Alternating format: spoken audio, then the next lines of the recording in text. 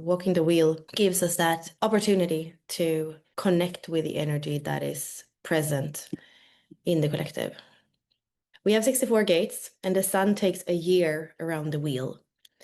That means that the sun is in one gate or archetype and hexagram 365 days divided by 64. So it's a little bit less than 6 days.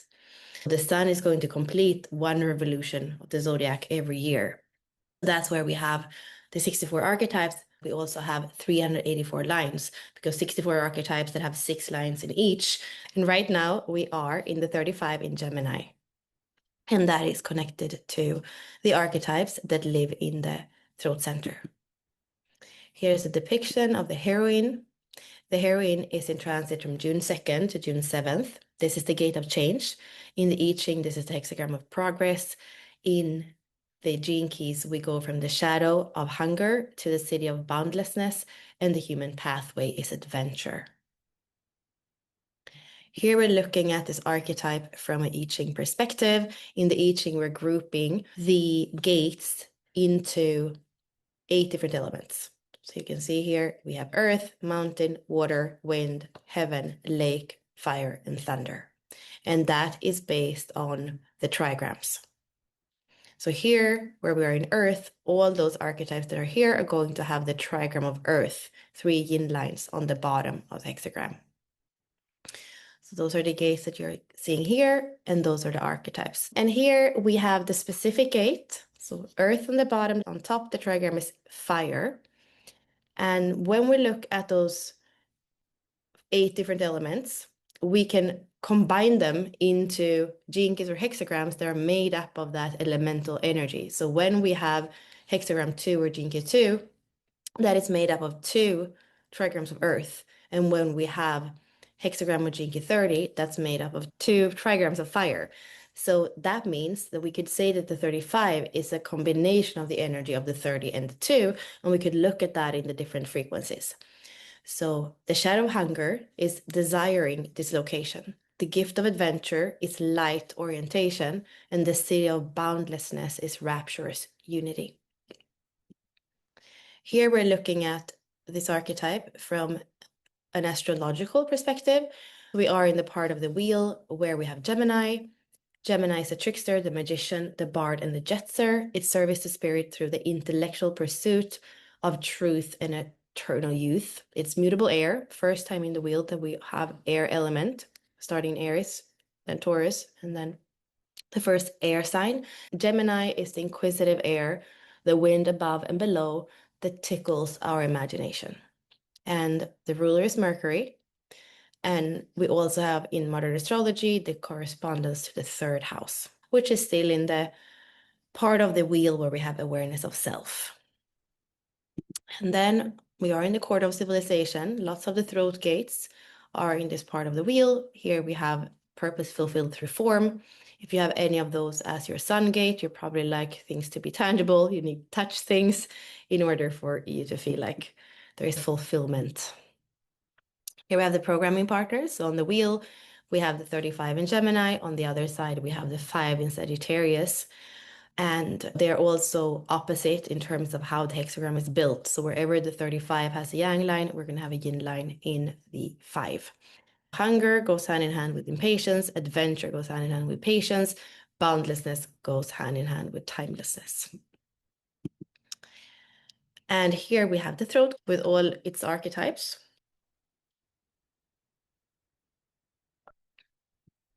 And let's go a little bit deeper into the human design.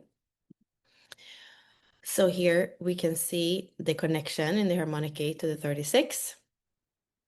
And we see the grade of progress or change. And we also see in the gene keys, we have the repressive and the reactive. So being bored or being manic, it's the victim of the need for change. The dilemma is self-indulgence. The physiology is the thyroid or the parathyroid. And the voice in the 35 says, I experience. When we look from an integral human design perspective, we're going to see that we have in the channel, we have a frequency band. So the shadow of pointlessness, the gift of experience, and the city of laughter. We are in the collective sensing circuit in an integral human design that is called the stream of fulfillment. And that is in its frequency band, desire, fulfillment, and ecstasy. So that's something you can see in all the channels that are here.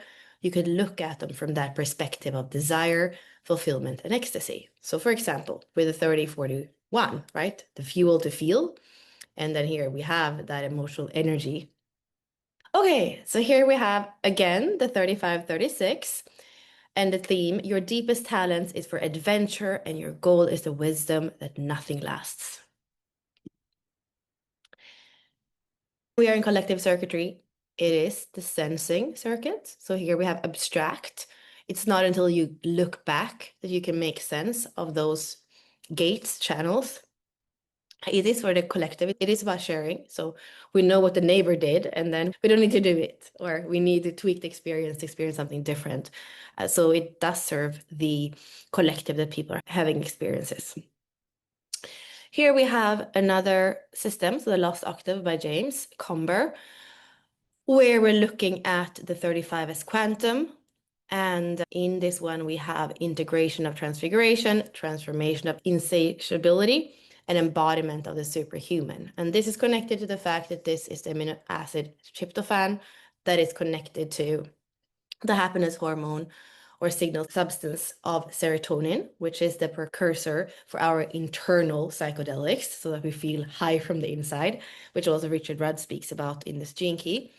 And that's what allows it to help us with this transformation of our insatiability. We always need more dopamine or whatever it is, more. So we transform that and we become superhuman because we are coming deeper into embodiment of what we are really here to be and become. And then we have another way of looking at this. So here we are color coding it. This is Sergio Arboleda. So he is speaking about this from an I Ching perspective, where he's saying that fire is connected to Mercury because it's fast and it moves fast. And then Earth is connected to the moon. And that means that it's also connected to the third house and the fourth house. And he has here the picture of it. So the background is the upper trigram, and what the people are doing is the lower trigram. And here what they're doing is to move or to transfer. So gate 35 or progress could also be seen as moving or transferring something. And why it does that is to elevate the level of consciousness, because that's the progress, right? And then there's also a hidden message inside of it, because if you are into the I Ching, you know that we have two hidden trigrams. So if we don't look at the top and the bottom, we look at this one, we have mountain, and we look at this one, we have water. So inside of the hexagram, we have hidden trigrams of water and mountain. And that comes to those keynotes here of establishing principles. We're moving to elevate the level of consciousness. It's important, however, because this one can be in its chaos, transstoriness, it is hunger. So it's important to establish principles for how to do it. Gemini energy can be all over the place. But if we have principles on how to do it, we can actually progress. So that's a different way of seeing it. And here I just wanted to invite you. Today, there is a free info call on Decoded. That is the Unlock Your Design method that we are doing pilot test on how to become chart interpreters, weaving all the systems. So if you are sitting on the fence, if that could be something for you,